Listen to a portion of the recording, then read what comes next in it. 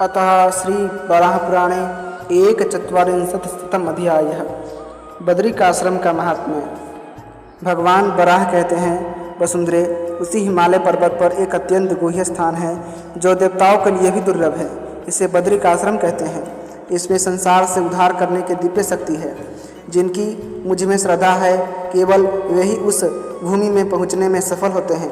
इसे प्राप्त करने पर मानव के सभी मनोरथ पूर्ण हो सकते हैं। उस ऊंचे पर्वत शिखर पर ब्रह्मकुंड नाम का एक प्रसिद्ध स्थान है, जहाँ मैं हिम में स्थित होकर निवास करता हूँ। जो मनुष्य वहाँ 3 रात तक उपवास रहकर स्नान करता है, वह अग्निष्टोम यज्ञ का फल प्राप्त करता है। मेरे व्रत में आस्था रखने वाला जितेंद्रिय मनुष्य यदि वहाँ प्राणों का त्याग करता है, तो वह सत्यलोक का उल्लंघन कर मेरे धाम को प्राप्त होता है। मेरे उसी उत्तम क्षेत्र में एक अग्नि सत्यपद नामक स्थान है, जहाँ हिमालय के 3 श्रृंगों से जल की विशाल धाराएं गिरती हैं। मेरे कर्म में परायण रहने वाला जो मानव वहाँ 3 रात तक निवास कर स्नान करता है, वह सत्यवादी एवं कार्य में परम कुशल होता है। वहाँ के जल का स्पर्श करके यदि कोई प्राणों का त्याग करता है, तो वह मेरे लोक में आनंदपूर्वक निवास करता है। देवी, इसी बद्रिकाश्रम में इंद्रलोक नाम का भी मेरा एक प्रसिद्ध आश्रम है। वहाँ इंद्र ने मुझे भली भांति संतुष्ट किया था। हिमालय के श्रृंगों से निरंतर वहाँ जल की मोटी धाराएं गिरती हैं।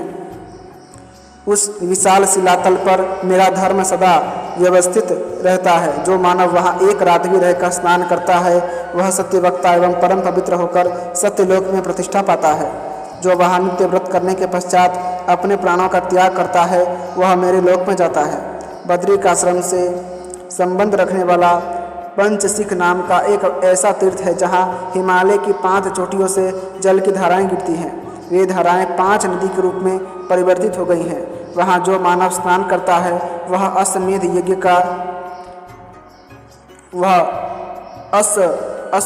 यज्ञ का फल प्राप्त कर देवताओं के साथ आनंद का उपभोग करता है। दुष्कर तप करने के पश्चात यदि वहाँ कोई प्राण त्याग करता है, तो वह स्वर्ग लोक का अतिक्रमण कर मेरे लोक में प्रतिष्ठित होता है। मेरे उसी क्षेत्र में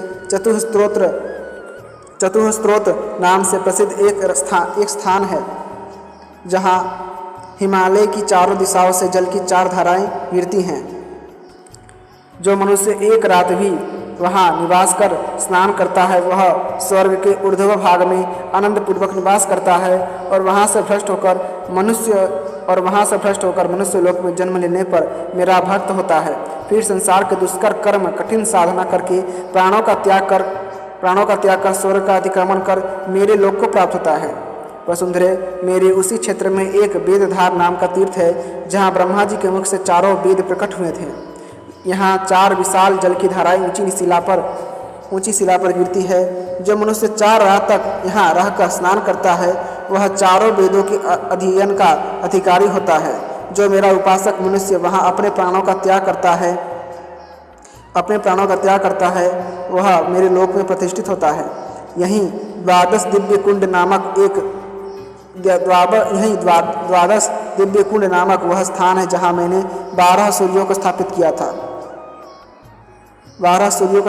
था। वहाँ के पर्वत श्रृंग की जड़ विशाल है। इसके नीचे बहुत सी शिलाएं हैं। किसी भी द्वादशी तिथि को यदि कोई वहाँ स्नान करता है,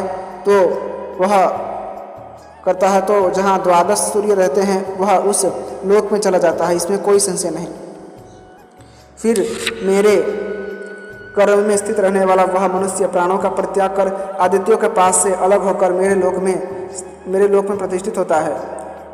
यहीं सुमाभिषेक नाम से प्रसिद्ध एक तीर्थ है, जहाँ मैंने चंद्रमा का ब्राह्मणों के राजा के रूप में अभिषेक किया था। उन अत्रिनंदन चंद्रमा ने मुझे यहीं संतुष्ट किया था।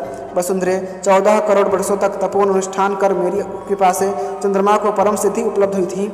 यह सारा जगत एवं इसकी उत्तम औषधियाँ सब उन चंद्रमा के ही अधिकार में हैं। इसी स्थान पर इंद्र, स्कंद और मरुदगण प्रकट और विलीन हुआ करते हैं। देवी, मुझसे संबंध रखने वाली वहाँ की सभी वस्तुएं सोममय होकर अंत में मुझ में स्थित हो जाएंगी। वहाँ सोमगिरी नाम से प्रसिद्ध एक ऐसा स्थान है जहाँ भूमि पर कुंड में एवं विशाल वन में भी जल की धाराएं गिरती हैं। देवी, यह मैं तुम्हें बता चुका। जो मानव 3 रात तक वहाँ रहकर स्नान करता है वह सोमलोक को प्राप्त कर आनंद का उपभोग करता है, इसमें कुछ भी संशय नहीं। देवी, फिर अत्यंत कठोर तप करने के बाद जब उसकी मृत्यु होती है तो वह चंद्रलोक का उल्लंघन कर मेरे लोक को प्राप्त करता है। देवी, मेरे इसी बद्रिकाश्रम क्षेत्र में उर्वशी कुंड नामक यह गुप्त क्षेत्र भी है, जहाँ उर्वशी नाम की अप्सरा मेरी दाहिनी जांघ को विदीर्ण कर प्रकट हुई थी। देवी, हे देवी, देवताओं का कार्य साधन करने के लिए मैं वहाँ निरंतर तप करता रहता हूँ, पर मुझे कोई नहीं जानता। मैं स्वयं ही अपने आप को जानता हूँ। वहाँ मेरे तपस्या करते हुए बहुत वर्ष बीत गए, किंतु इंद्र, ब्रह्मा एवं महेश्वर आदि देवता भी यह रहस्य न जान सके।